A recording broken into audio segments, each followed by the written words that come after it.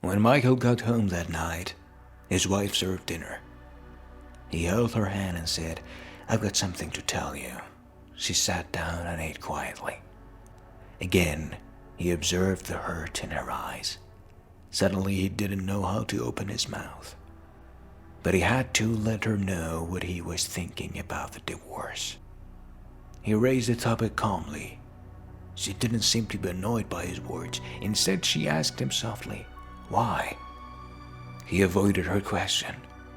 This made her angry. She threw away the chopsticks and shouted at him, "You're not a man." That night, they didn't talk to each other. She was weeping. He knew she wanted to find out what had happened to their marriage, but he could hardly give her a satisfactory answer. He had lost his heart to Jane. He didn't love her anymore. He just pitied her.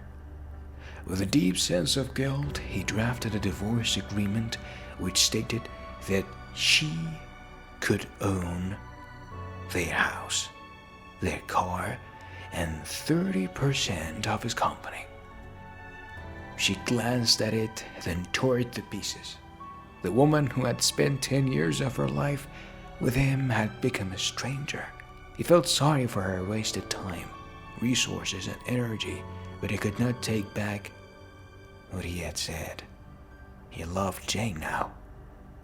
Finally, she cried loudly in front of him, which was what he had expected to see. To him, her crying was actually a kind of release. The idea of divorce, which has obsessed him for several weeks, seemed to be firmer and clearer now. The next day, he came home late and found her writing something at the table. He didn't have supper, but went straight to sleep and fell asleep very fast after an eventful day with Jane.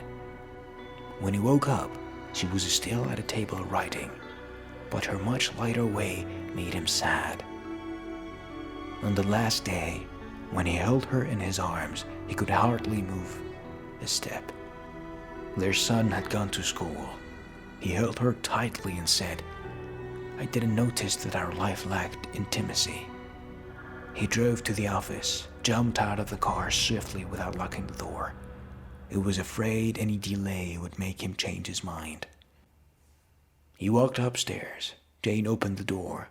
"Sorry, Jane. I do not want a divorce anymore."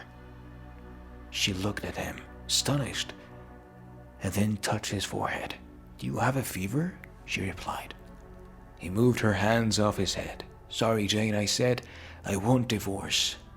My marriage life was boring, probably because she and I didn't value the details of our lives.